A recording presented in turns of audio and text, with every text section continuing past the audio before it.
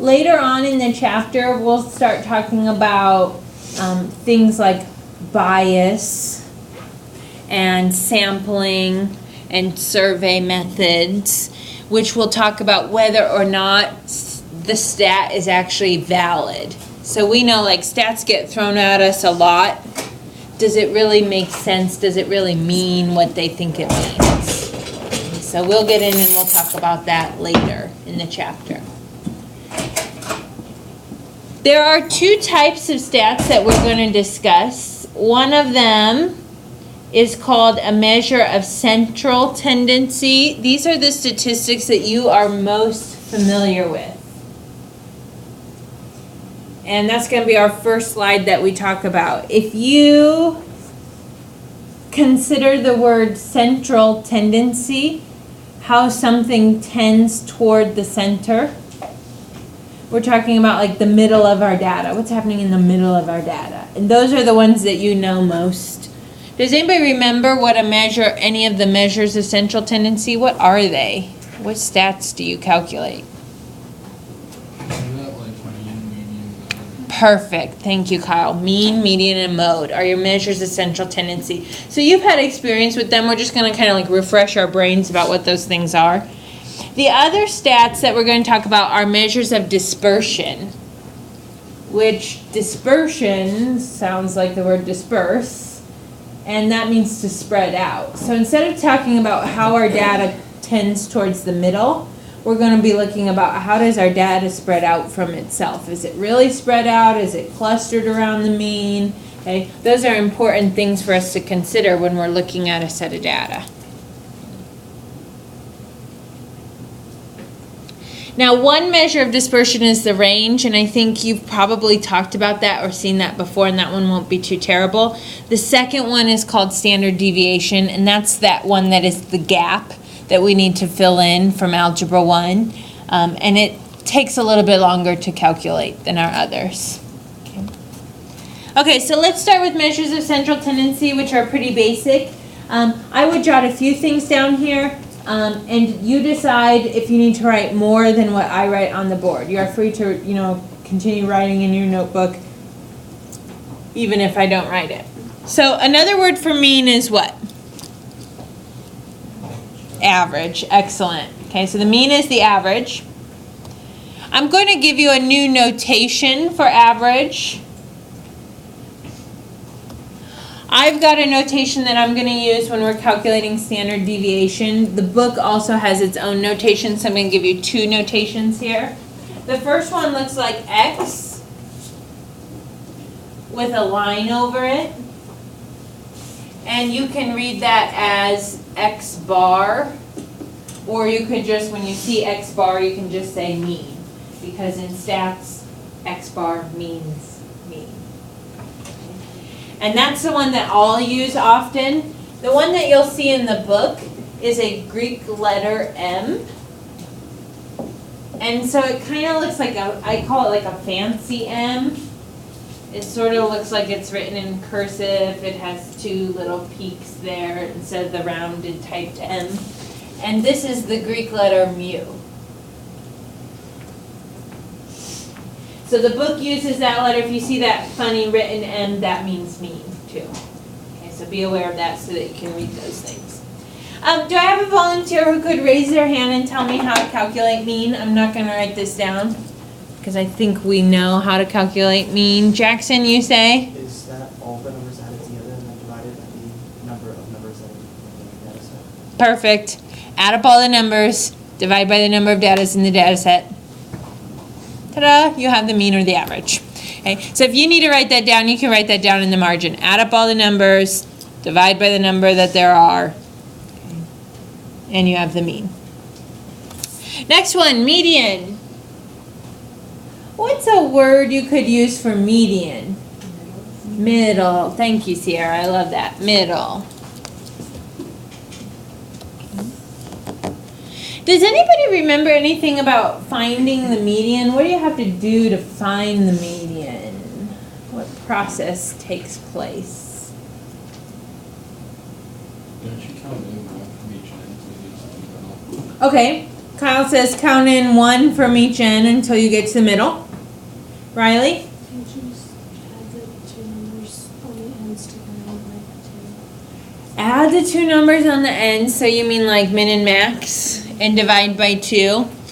What I think that would give you is how far it is to the median from the minimum and how far it is from the median to the median from the maximum.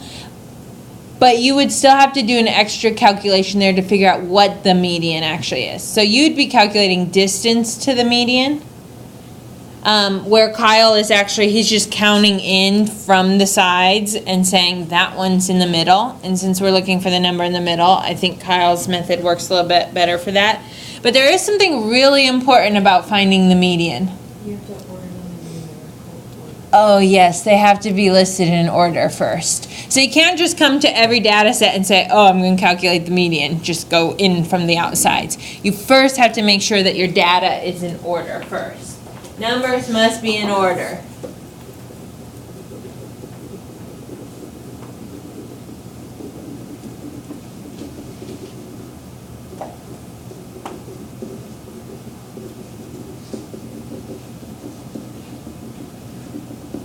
And I'm going to assume by saying in order, you know from least to greatest, like the way we count them. Okay, so the lowest to the highest. So make sure they're in order, then count in from the sides and find the middle one. What happens if you do that? You count in from the sides and then you land on 2 numbers. Bailey? Don't you just add them both and divide by 2? Add those 2 center numbers, divide by 2. So you're really taking the average of the 2 middle numbers. That could be your median. That happens whenever you have an even set of data. When you have an odd set of data, you'll land on just 1 number. That will be the median. Okay, very good. Good discussion. Last one is mode. What word do you think of when you hear the word mode in math? Most. I like that a lot. I put up on my notes the word frequent, but I've been hearing most quite a bit today, so I would also write that down. It sounds like that's something you've heard before, and I like that a lot. So I'm going to write or most. It's the number that shows up most often or most frequently. What if my data set is this? 1, 2, 3, 4, 5. What is my mode? There is no mode. Okay, so it is possible to have no mode. It is possible to have no mode.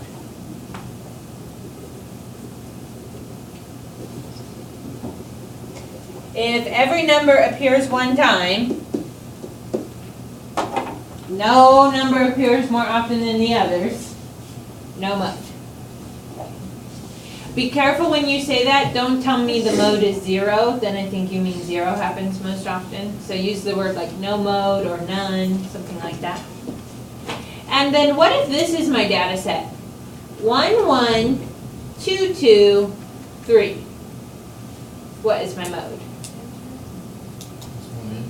1 and 2. So it's possible to have no mode. It's possible to have a single mode. It's also possible to have more than 1 mode. Okay, so I'm going to write that down too. It's possible to have more than 1 mode.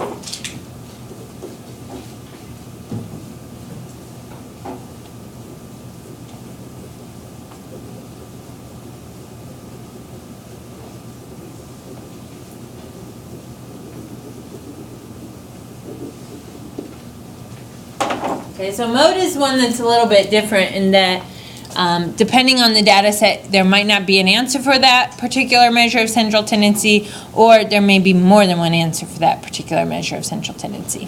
Okay. So on the next slide, I'm going to give you a data set. It's a data set of 9 test scores, and I'm going to ask you to calculate mean, median, mode. I'd like for you to work on that at your tables. I'm pretty confident that you all can do this, but I just want to make sure we're all on the right track, and then we'll talk about the standard deviation, the measure of dispersion. So I'll give you a little bit of time to do that on the next slide.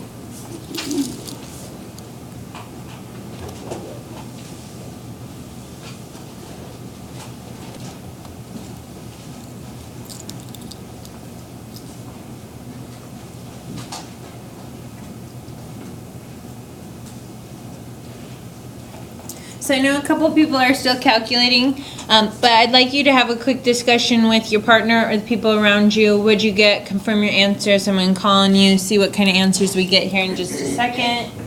Have that discussion very quickly.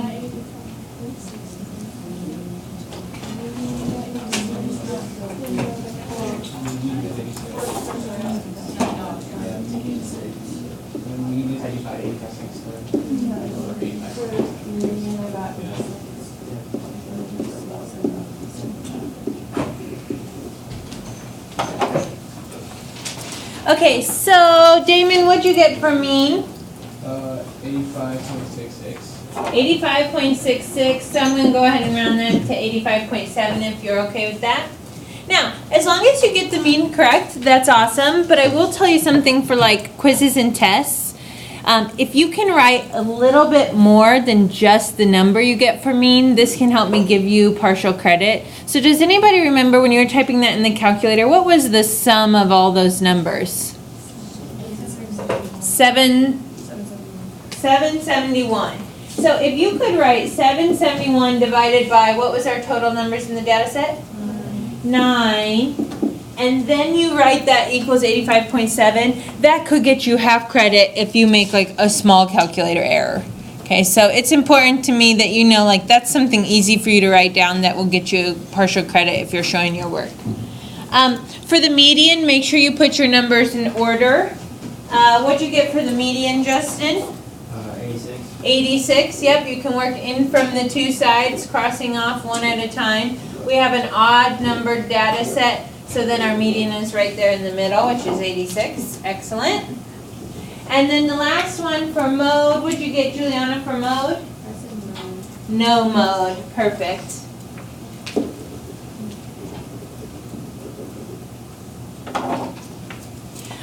One thing I will tell people a lot of times for the median is, like when I wrote those numbers in order on the board, I like to write down all my numbers in order, and then I know that there's supposed to be 9 data values. So at the end, I go back through and I say 1, 2, 3, 4, 5, 6, 7, 8, 9. Oh, okay, I wrote down all the data values. What I see happen a lot of times is students write their numbers in order and then they miss a data value, which is totally normal. You think you're crossing them off, you just skip one data value, but that totally shifts where your median is going to be. So kind of be aware of that, and that's an easy check to make sure you have all your data values. Okay, on the next slide, we're going to talk about our measures of dispersion. The first one being range. Range is, oops, sorry. Yeah, came too fast. Range is really just a difference. And so if I were going to say, like, let's look at a statistics in this classroom, the range in ages of people in this room, how would you find the range of our ages? The most subtracted from the least, the highest subtracted from the lowest subtracted from the highest.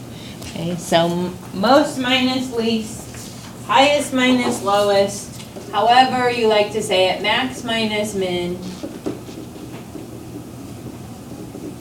So we put my age at the front, youngest person in the class at the back, and we will find our range of age.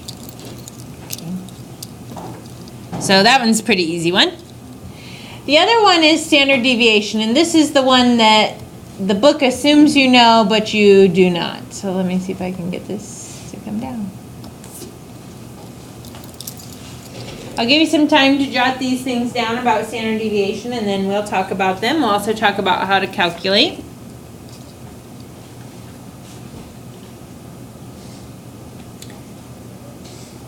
Another way to say standard deviation is to talk about a typical difference.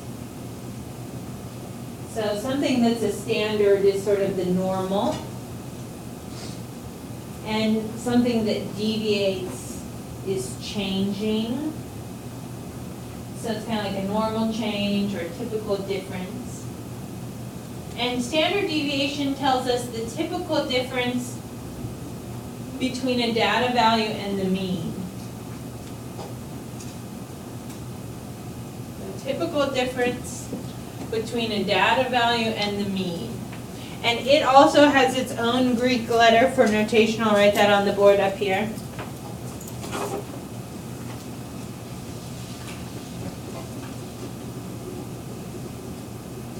It looks kind of like our theta from our trig unit, but it's actually the lowercase. And so it looks more like round, but it's got that little tail, and that's sigma.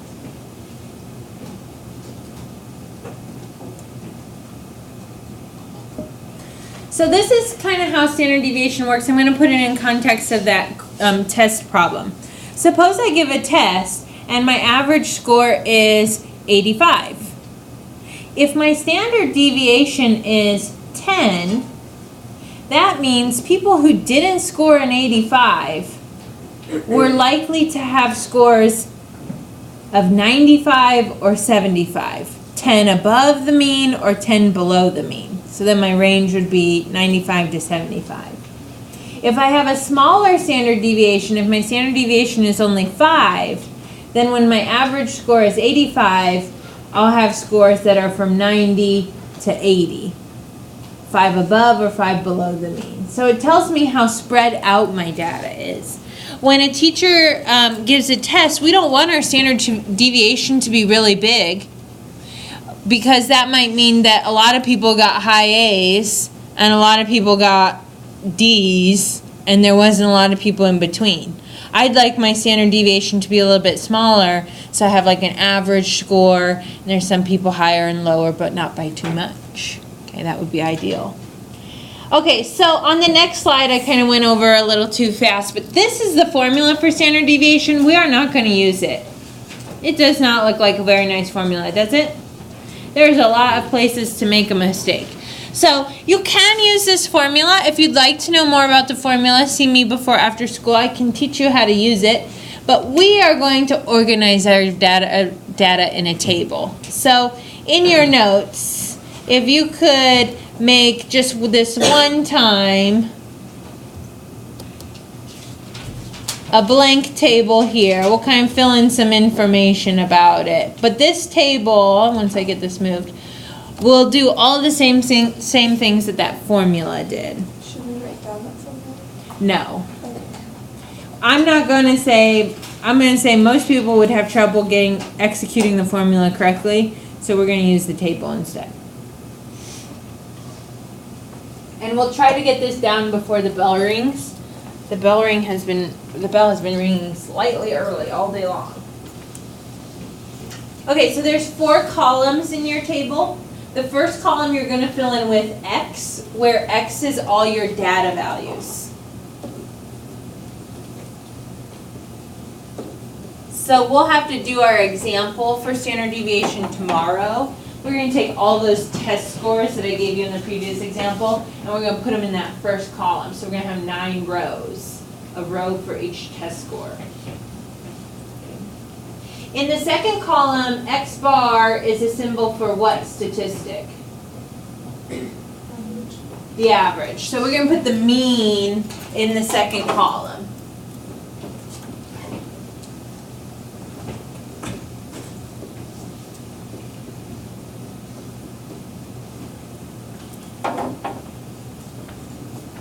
So we calculated the mean. I think Damon gave me 85.6, 86.7, 85.6, I think. Yeah. And then we're going to round that to a nice whole number, and we're just going to drop the number 86 in for that whole column. Okay. Now the third column just says subtract, column 1 and 2.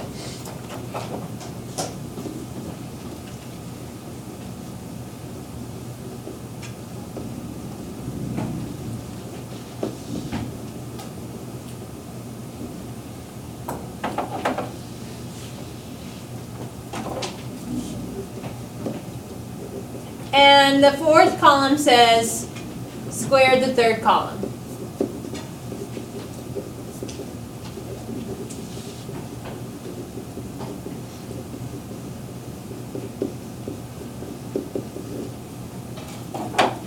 because you're squaring that difference, whether that difference was a positive difference or a negative difference, it's always going to be positive when you square it. So in that fourth column, you should never have any negative numbers. Okay. There are 3 final steps, and they all happen in the last column.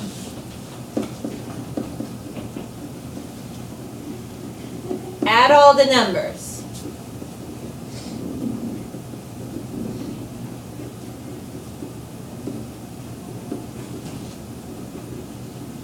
Divide by number of data values. So that's a lot like mean. Add everything up, divide by the number that there are, but you're doing it in this fourth column. And then the last one, square root. And if we do these last 3 steps, we'll have executed the standard deviation formula in a table. Okay. So at least make sure you get this written down. If you want to get started on your homework tonight, you could work on page 593, numbers 1 through 3.